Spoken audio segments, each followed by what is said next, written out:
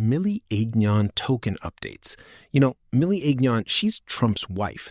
And actually, Trump himself, he did a post. He retweeted the very same Millie Agnon coin.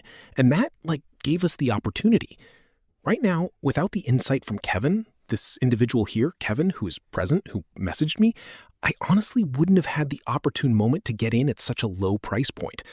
In reality, I initially entered at 980,000, but there was a network congestion issue, you see, and so I entered at a 1 billion market cap. And, well, to be quite frank, I'm not entirely sure. I have a strong hunch on my bot purchase to establish a position, and ultimately, I ended up taking that position when the market cap reached a significant 1 billion.